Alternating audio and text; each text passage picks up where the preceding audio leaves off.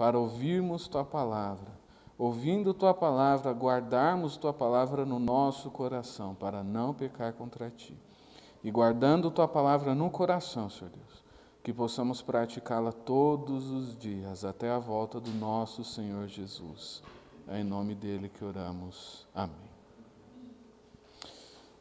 Hoje, na introdução, foi muito interessante que o irmão Carlos teve a oportunidade de pontuar o fato de que nós estamos unidos e devemos estar unidos, pois é uma grande parte daquilo que eu venho dizer hoje. Eu venho hoje responder uma pergunta que simboliza um grande problema do trabalho missionário, né? A pergunta é a seguinte: você já viu uma esponja seca rejeitar a água?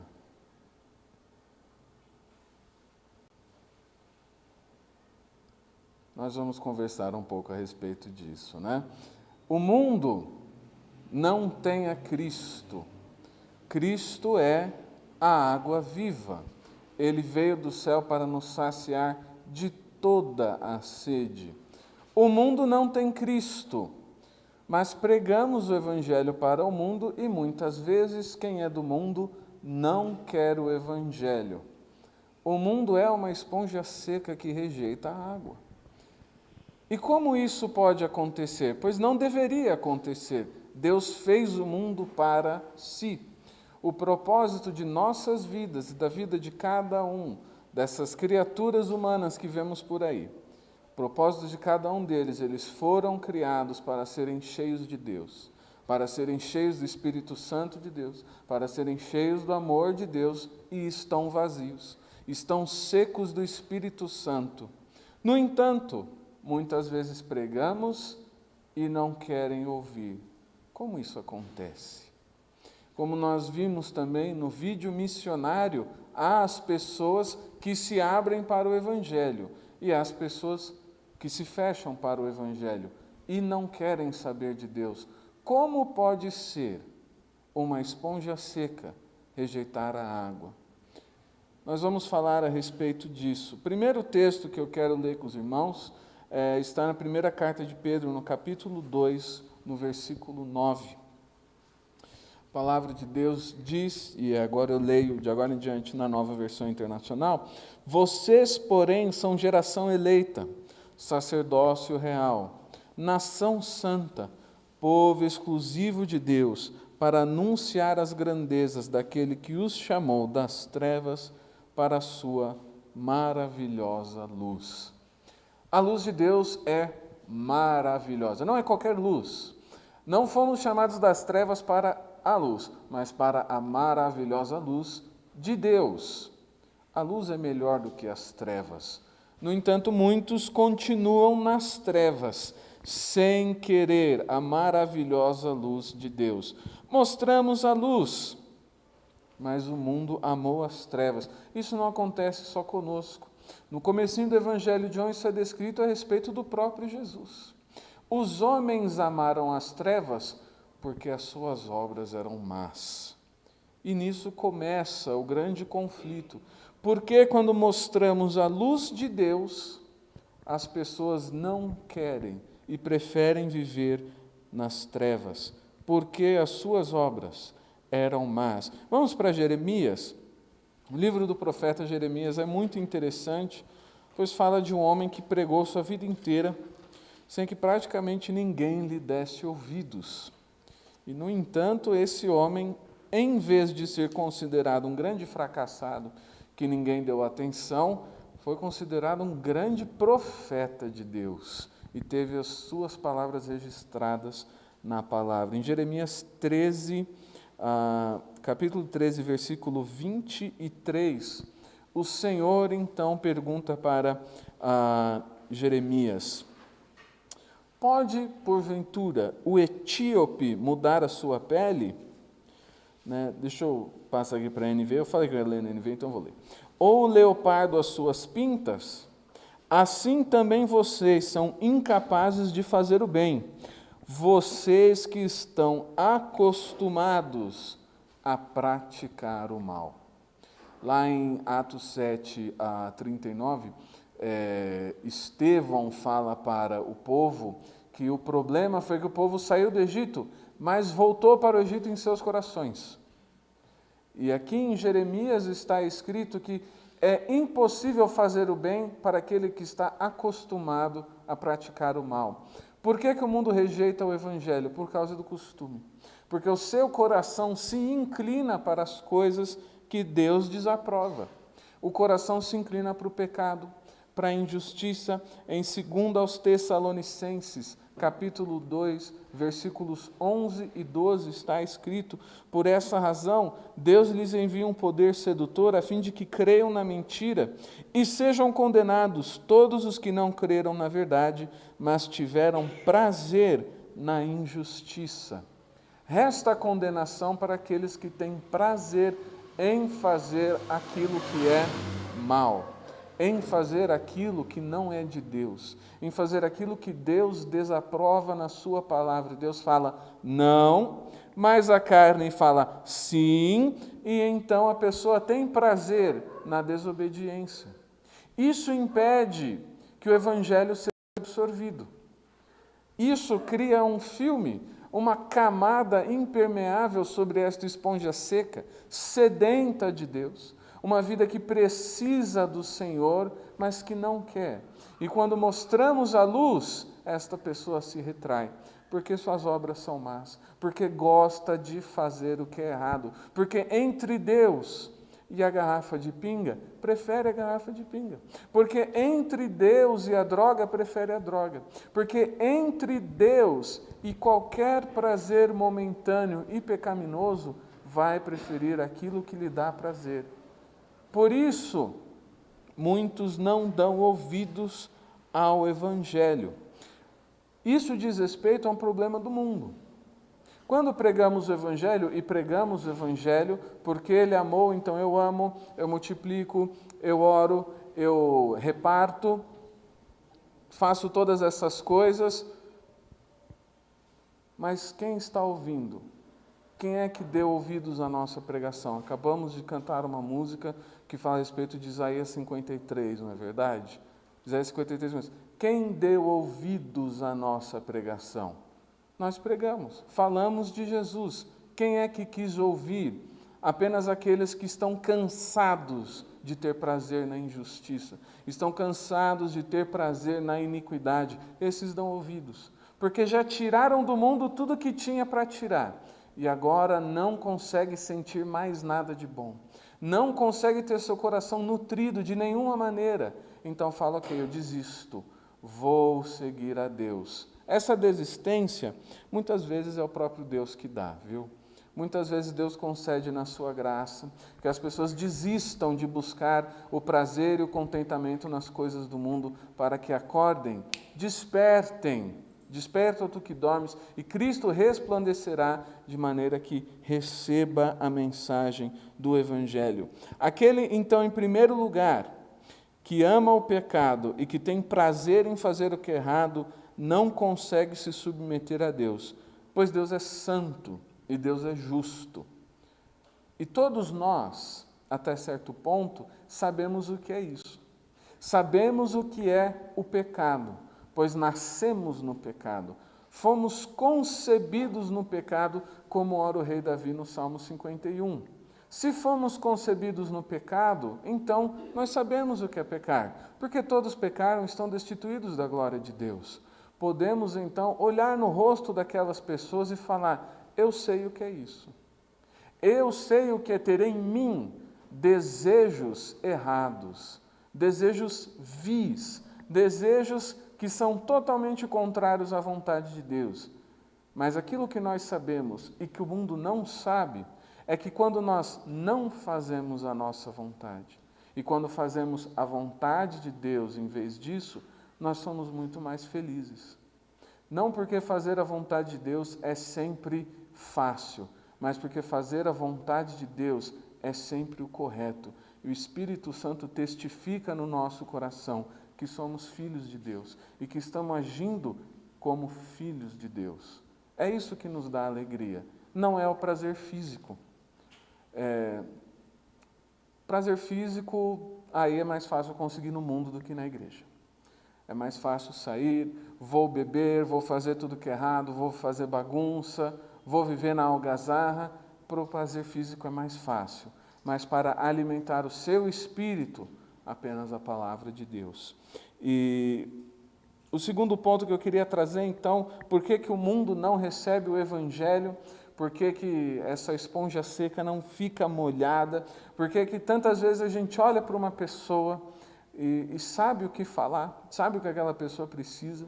Nós sabemos exatamente a solução para todos os problemas, mas a pessoa não aceita. A gente fala assim, olha, fala com Deus, ora, Ele vai te responder, busca o Senhor.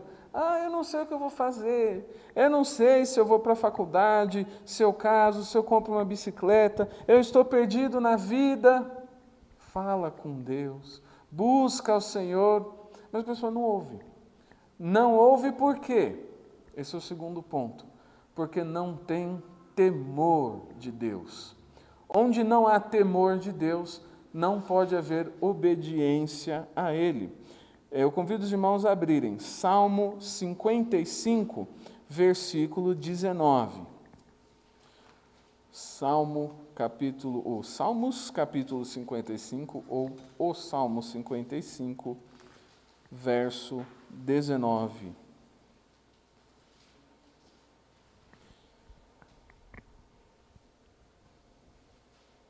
Temos aqui uma oração de Davi, que escreve o seguinte: Deus, que reina desde a eternidade, me ouvirá e os castigará, pois jamais mudam sua conduta e não têm temor de Deus. Você já entrou em contato com alguém que era incorrigível, uma pessoa que nunca mudava sua conduta? Faz, dá errado, faz, dá errado, faz, dá errado, e continua fazendo, continua insistindo no erro. Uma das causas disso é falta de temor de Deus. A pessoa coloca na cabeça, o mundo está contra mim. Não concebe a possibilidade de que o que está sofrendo são consequências de seus atos. Está simplesmente sofrendo as consequências do pecado. Porque não tem temor de Deus, no coração dela Deus não faz nada. Né? Igual os sacerdotes falavam para o povo na época de Jeremias, Deus não fará nem bem nem mal. Olha, povo, Deus não está nem aí para vocês. Faz o que você tem vontade e segue a sua vida. Isso é não ter temor de Deus. E muitas pessoas, inclusive na igreja, vivem com esse sentimento. Deus não vai fazer nada, então eu tenho que me virar. Muito pelo contrário. Lá no comecinho do livro dos Provérbios, Provérbios 1, 28 e 29, nós temos aqui escrito: Então vocês me chamarão, mas não responderei, procurarão por mim, mas não me encontrarão, visto que desprezaram o conhecimento e recusaram o temor do Senhor. Sabe quando Deus não faz nada? Quando não há temor do Senhor. Porque aí nós fechamos os olhos, fechamos os ouvidos, fechamos o coração à obra de Deus. Indo um pouco mais adiante, abre aí sua Bíblia em Provérbios 28, quase no finalzinho do livro dos Provérbios, no versículo 14. Provérbios logo depois de Salmos, né? Provérbios 28, 14. A palavra de Deus diz: Como é feliz, é isso que a palavra de Deus diz, o homem constante no temor do Senhor, mas quem endurece o coração cairá na desgraça. Há muitas pessoas por aí com o coração endurecido diante de Deus.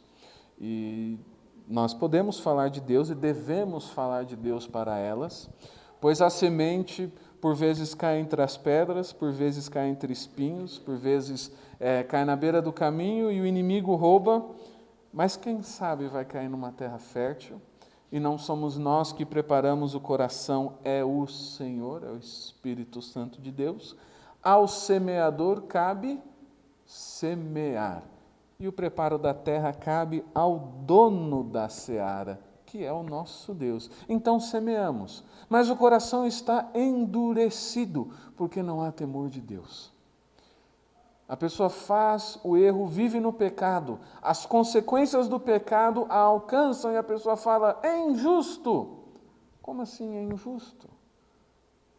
Ora, o que você fez teve a consequência natural do que você estava fazendo. Não é injusto, mas é porque a pessoa não vê a mão de Deus nisso. Não vê a mão de Deus no bem e nem no mal. Uma pessoa que serve de exemplo disso é a mulher de Jó.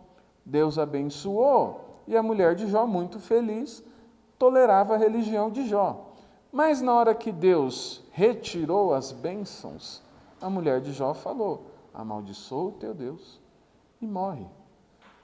Porque para ela, o que Deus fazia ou deixava de fazer não era importante. Para ela, o que importava era o que ela tinha. Então, como nós fazemos para criar temor de Deus no coração das pessoas? Não dá. Quem faz isso é o Espírito Santo. Podemos mostrar, podemos pregar e falar, isto que está acontecendo é Deus. Deus está trazendo o seu caminho até este ponto para que você escolha por Deus e deixe de viver na sua vida de pecado, como Jesus falou para a mulher adúltera, vá e não peques mais, abandone sua vida de pecado. Falar sobre pecado é importante, não é divertido, não é legal, é importante, porque quando falamos biblicamente a respeito do pecado, isso gera temor de Deus. E quando a igreja do livro dos Atos parou de temer a Deus, aconteceu que um homem chamado Ananias mentiu para o Espírito Santo. Também sua mulher Safira mentiu para o Espírito Santo de Deus. Deus fez uma coisa muito incrível e diferente. E a igreja foi cheia do temor de Deus.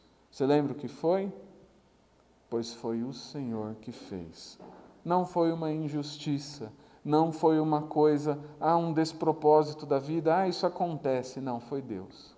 Quando nós vemos a mão de Deus em todas as coisas, começamos a temê-lo. E quando tememos o Senhor, somos sábios, pois o temor do Senhor é o princípio da sabedoria. O terceiro ponto que faz com que o mundo não creia em Deus, nem no seu Filho Jesus Cristo, em nenhuma das nossas palavras, é porque o mundo não tem fé. Não tem fé na ressurreição, não tem fé nos milagres, não tem fé na vida eterna. Vamos abrir em 1 Coríntios de novo? Nós já abrimos o momento da ceia, vamos para lá mais uma vez. Agora no capítulo 15. 1 Coríntios 15 é o capítulo da ressurreição. Você quer entender a respeito da ressurreição, corre lá para 1 Coríntios 15, estuda, leva um caderninho, anota, talvez você gosta de marcar o texto da sua Bíblia, rabisca, amém, Deus abençoe. Eu não tenho esse costume não, porque às vezes eu marco uma Bíblia, depois eu quero procurar na outra e não acho minha marcação, é muito frustrante. Então, deixa por não marcar. Mas 1 Coríntios 15, se você quiser aprender sobre ressurreição, é lá que você recorre. Os versículos 13 e 14 dizem o seguinte: se não há ressurreição dos mortos, então nem mesmo Cristo ressuscitou. E se Cristo não ressuscitou, é inútil a nossa pregação, como também é inútil a fé que vocês têm. Inútil. Então o mundo, esse povo científico vai falar o seguinte, a ressurreição é impossível. Não tem como ressuscitar 3 dias no túmulo, morreu na cruz, não tem como. Isso não vai acontecer. Cientificamente é impossível. E você apresenta o cristianismo para alguém que não acredita em milagres, a pessoa vai falar, essa é uma fé inútil. E eu me sinto, infelizmente, inclinado a concordar com essa pessoa. É uma fé inútil, se Cristo não ressuscitou.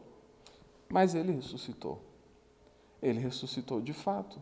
Nós sabemos disso. Ele apareceu aos apóstolos e depois a 400 testemunhas. Ele ressuscitou. Então nós podemos crer. Existe agora no mundo uma tendência para que nossos filhos sejam ensinados de que os milagres da Bíblia não aconteceram. Isso não é coisa apenas de escolinha, em todos os níveis. Os milagres não aconteceram. Você quer acreditar em Jesus? Tudo bem, mas não acredite em ressurreição, porque isso é coisa de pessoa que não estudou. Isso é coisa de uma pessoa que acredita em qualquer coisa. É isso que está sendo dito. E dessa maneira a fé cristã vai sendo atacada. Porque se Cristo não ressuscitou, então nós também não ressuscitaremos. Então não existe vida eterna. E o que nós estamos fazendo aqui? É necessário que haja fé. E o diabo tem minado a nossa fé. E o diabo tem falado, olha, talvez você pode até continuar indo para a igreja, mas você não acredita mesmo nessas coisas, né? É legal ir para a igreja, encontrar as pessoas, mas acreditar de verdade, Jesus morreu e depois de 3 dias ressuscitou, será mesmo? Será mesmo? Será mesmo, sim. É verdade. E tudo que podemos fazer em relação ao diabo é falar a palavra de Deus, falar Jesus ressuscitou. Sabe como você diz? Porque foi o que Jesus fez. Quando o diabo foi tentá-lo, o que Jesus falou? Bíblia. Bíblia, não ficou trocando ideia, não. O diabo não é para conversar, ele não é seu amigo. Ele vier te tentar, você dá nele com a palavra de Deus, pois a palavra de Deus é espada. É cada vez mais comum encontrar no mundo e na igreja pessoas que não acreditam no céu, no inferno, na eternidade, pessoas que acreditam somente no que podem ver. Assim, não dá para ser cristão, porque um Jesus que não fez milagres, um Jesus que não ressuscitou dos mortos, um Jesus que não nos dá a vida eterna, é apenas um profeta como qualquer outro, como Moisés, como Maomé, como Buda, como Lao Tzu, como qualquer profeta do Oriente ou de qualquer outra religião. Jesus é a mesma coisa. Se nós tiramos a ressurreição, Jesus não é mais ninguém. E é isso que o mundo está fazendo. Tira a ressurreição, tira a vida eterna, o cristianismo se torna inútil. E por isso, muitas vezes, o mundo não crê quando pregamos o Evangelho. Mas agora, eu quero falar muito brevemente a respeito de outro tipo de problema. E de um tipo mais sério de problema. Por que o mundo não acredita no poder de Deus? E esses são os problemas da parte da igreja. Lá em Romanos, no capítulo 10, a partir do versículo 13, se você está com a sua Bíblia aberta em 1 Coríntios, é só voltar um tiquinho de nada, né? Romanos capítulo 10, a partir do versículo 13, vai falar a respeito de um dos problemas da igreja. Por que o mundo não crê? O coração está duro, as pessoas amam o pecado, amam as trevas, é verdade, não tem fé em Deus, é verdade, mas aí não tem muito que a gente fazer a respeito disso senão pregar o Evangelho, pois o Evangelho é poder, e Deus tem o poder para mudar o coração de cada uma dessas pessoas. No entanto, há coisas que nós temos que fazer, e que por vezes o mundo não crê em Cristo porque nós não estamos fazendo. Romanos 10, de 13 a 15. Porque todo aquele que invocar o nome do Senhor será salvo. Como, pois, invocarão aquele em quem não creram? E como crerão naquele de quem não ouviram falar? E como ouvirão se não houver quem pregue? E como pregarão se não forem enviados? Como está escrito, como são belos os pés dos que anunciam boas novas. Muitas vezes o mundo não crê porque o mundo não ouve. Se o mundo não ouve, é porque não tem ninguém pregando. Se não tem ninguém pregando, é porque não tem ninguém sendo enviado. E se não tem ninguém sendo enviado para pregar, é porque não tem ninguém equipando essas pessoas. Se não tem ninguém equipando essas pessoas, é porque não tem ninguém ensinando essas pessoas sobre a necessidade de se prepararem para pregar o Evangelho. Há muitas coisas que Deus faz na igreja antes de enviar alguém para pregar o Evangelho. Não é simplesmente, vou falar de Jesus. Se o Espírito Santo fala, fale de Jesus para aquela pessoa, vá e fale, pois o Espírito Santo te mostrará o que dizer. Agora, no âmbito geral da igreja, como vão pregar se não forem enviados pela igreja? E como serão enviados se não tiver quem envie? Se não tiver pessoas equipadas, capacitadas por Deus para preparar e ensinar a próxima geração de pregadores e de missionários? Portanto, é da responsabilidade da igreja que o mundo ouça o evangelho pregado de acordo com a vontade de Deus. E isso é especialmente importante na nossa época, na qual há muitas pessoas que pregam o evangelho que não é de Deus. É um evangelho de dinheiro, é um evangelho de riqueza, é um evangelho de coisas mundanas, não é de Deus. Então, quem vai pregar para o mundo o evangelho de Deus? Eu tenho trabalhado um pouco aqui, um pouco ali, faço disso, faço aquilo, e para alguns dos meus amigos, eles sabem que eu fui consagrado pastor batista, né? Mas eu falo assim, não, eu sou tradutor, não é mentira. Mas por que eu falo isso? Porque eu tenho que admitir para os irmãos, por vezes eu tenho vergonha de falar que eu sou pastor. Eu sei que tem muito pastor aí que não presta. Não obstante isso, os que não prestam estão em evidência. Gente que só quer saber de dinheiro, só quer saber de poder político, só quer saber de controlar as outras pessoas. Pessoas que são mentirosas, pessoas que tentaram de tudo na vida, fracassaram e falaram, tudo bem, vou para a igreja. Na igreja a vida é mais fácil. Tem gente assim. Eu fiz seminário teológico, tinha gente assim lá. Eu sei que tem pessoas se formando porque não deu certo em mais nada, eu vou para a igreja. E aí, eu vou falar que eu sou pastor? Será?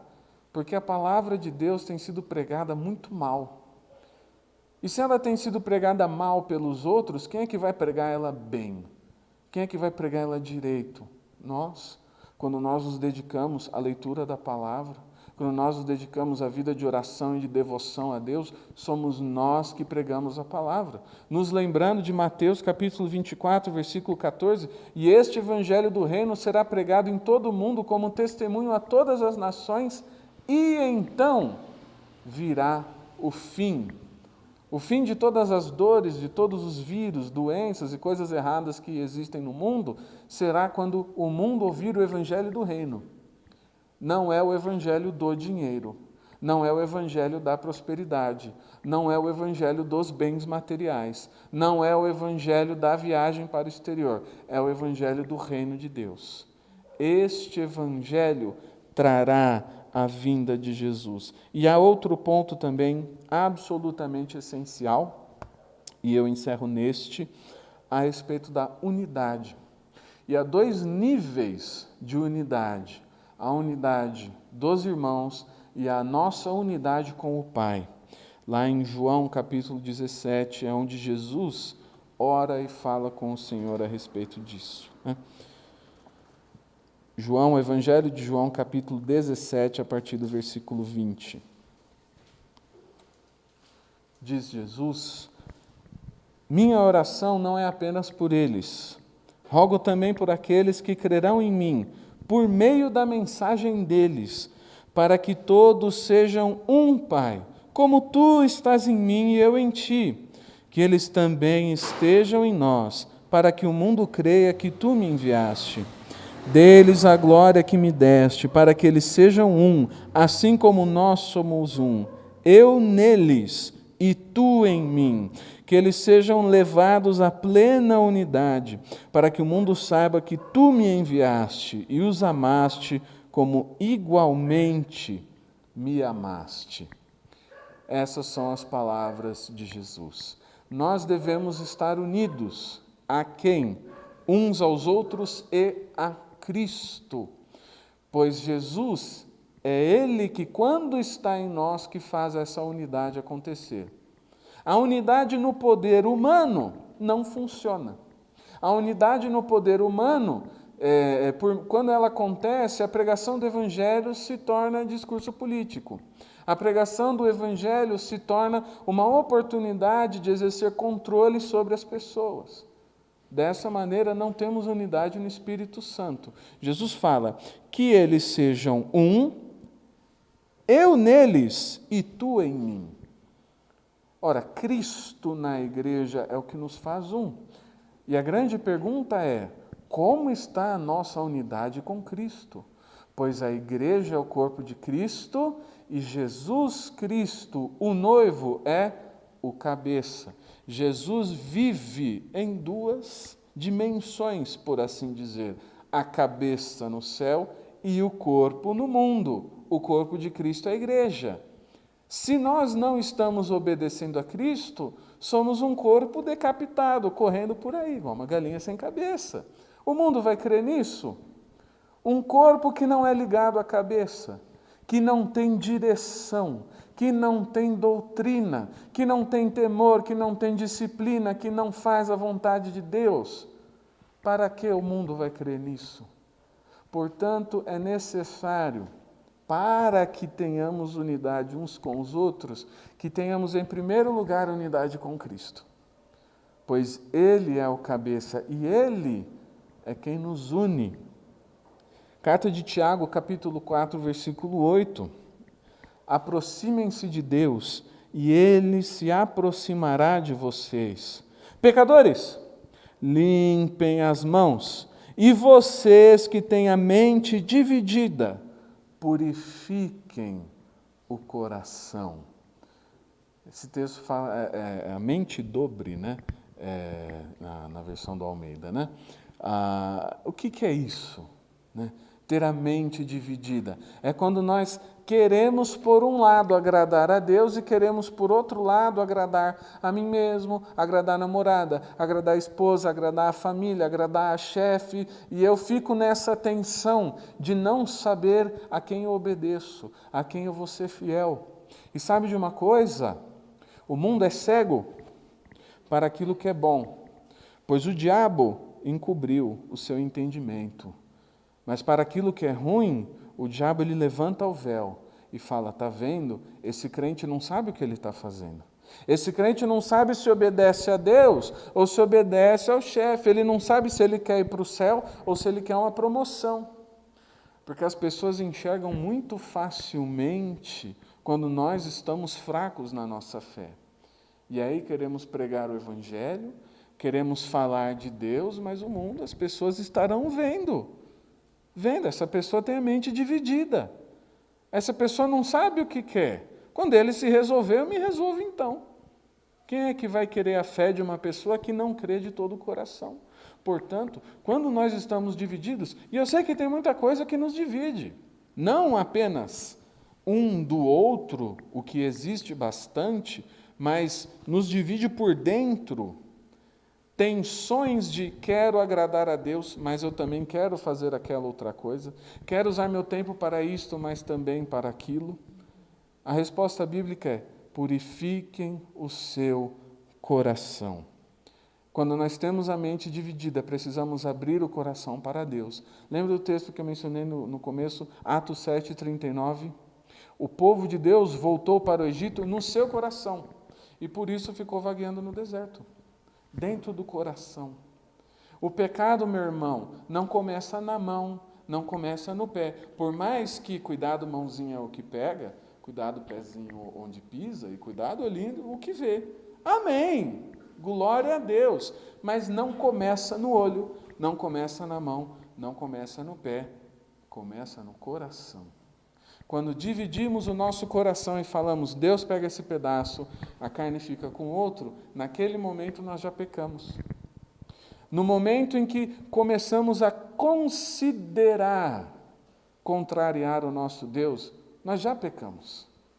Já pecou. Você começou a pensar, puxa vida, que vontade de fazer isso. Já pecou. Já se arrepende. Para que caminhar até o outro lado? Você já pecou. Você já está perdendo, você já está se distanciando de Deus. Para que levar seu pecado a cabo? Para que fazer todo o seu ritual de pecado? Você já pecou, o pecado já está no seu coração. Portanto, purifique-o. Com o Espírito Santo de Deus, purifique-o.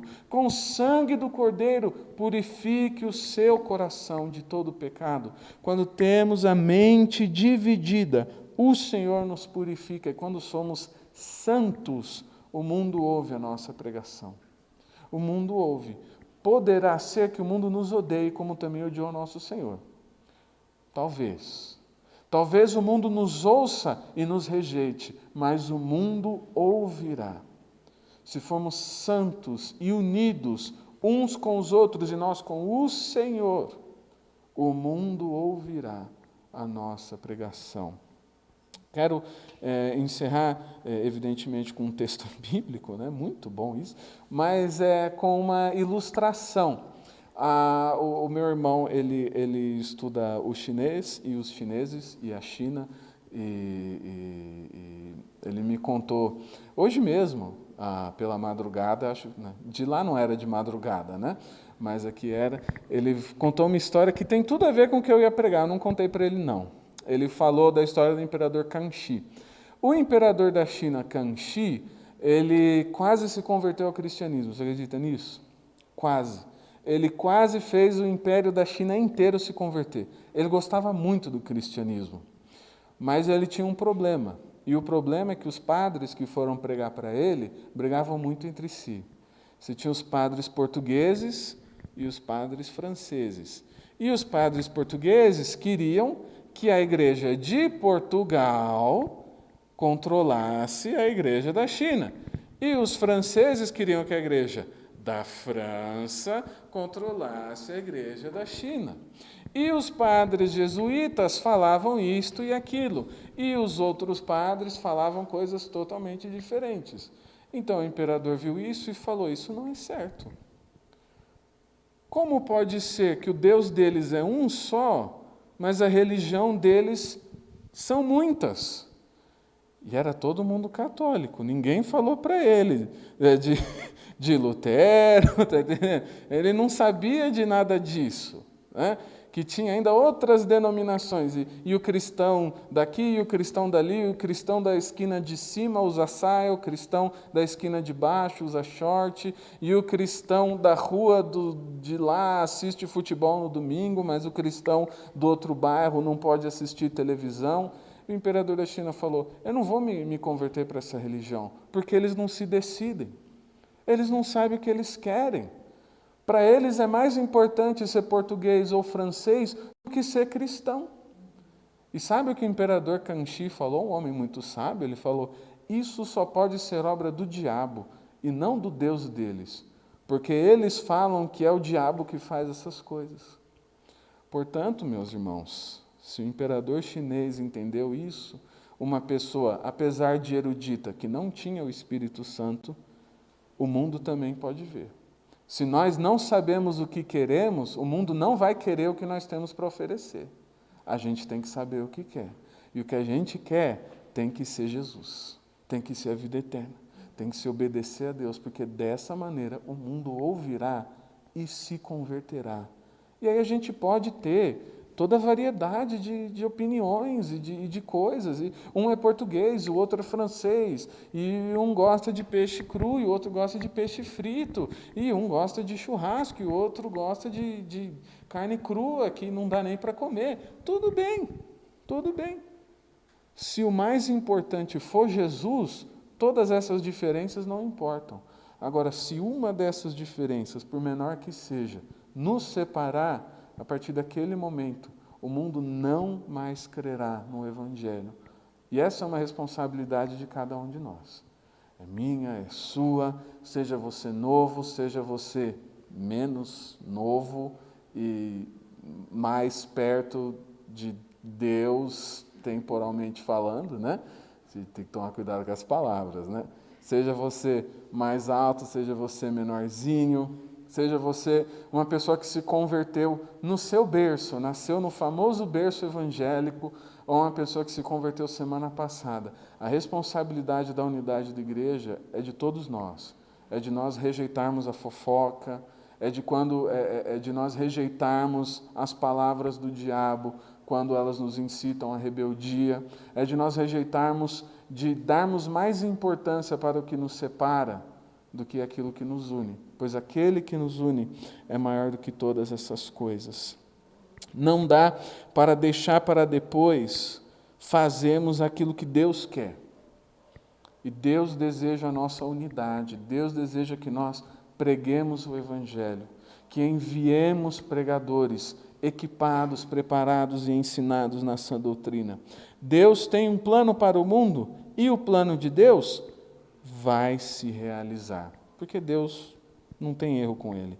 Deus está nos chamando essa noite para abandonar tudo aquilo que nos atrapalha, para fazer a sua vontade de maneira que o mundo creia, pois a vontade dele é que todos sejam salvos. Eu encerro lendo a segunda carta de Pedro, capítulo 3, a partir do versículo 9.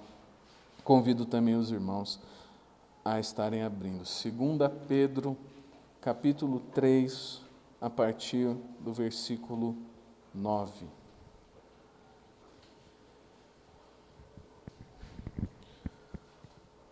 A palavra de Deus diz: o Senhor não demora em cumprir a sua promessa, como julgam alguns.